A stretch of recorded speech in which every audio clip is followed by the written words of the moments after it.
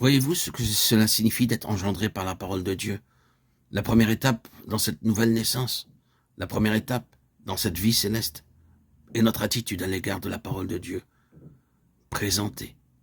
Et cela s'avérera gouverner chaque étape dans la vie céleste. Telle est la nature de la première étape. Et il en est également ainsi de chacune des étapes suivantes. Tout au long du chemin, le Seigneur nous présentera sa parole et avec elle un défi, un coût, un prix à payer.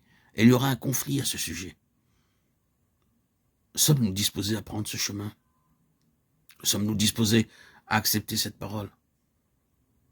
Sommes-nous prêts à affronter ce que cette parole signifie, ce qu'elle implique? De la réponse à ce qui est présenté dépend notre connaissance de la vie céleste. Il en est ainsi du commencement jusqu'à la fin. C'est pourquoi le Seigneur n'explique jamais d'abord tout aux personnes non sauvées. La doctrine a suivi en faveur des croyants, mais n'a jamais été donnée pour des incroyants. Des déclarations claires et concises ont été faites aux incroyants. Pour eux, il y a eu une présentation des faits, hardiment et délibérément. Ceci est la volonté de Dieu. Voici la parole de Dieu. Vous devez faire ceci. L'explication viendra plus tard. Maintenant, le ciel va demeurer fermé ou va être ouvert. La question de votre entrée dans une vie céleste reste en balance pendant que vous décidez ce que doit être votre réponse à la parole de Dieu. Vous naîtrez de cette parole si vous lui répondez positivement, étant engendré par la parole de la vérité.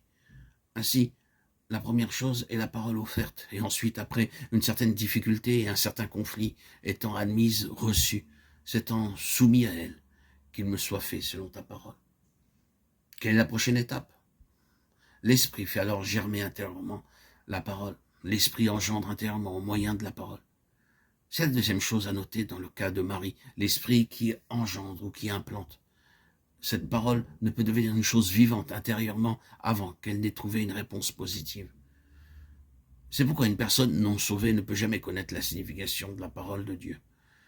La signification de n'importe quelle parole de Dieu exige l'œuvre intérieure du Saint-Esprit pour la rendre vivante, pour la faire germer. Et la réponse positive à cette parole ouvre la voie à l'Esprit. Puis la troisième étape, une fois présentée comme cela, c'est très simple.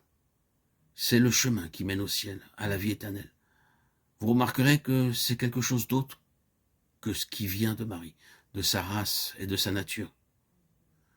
Par le Saint-Esprit, il y a eu une complète séparation entre tout ce que Marie était par nature et cette chose sainte.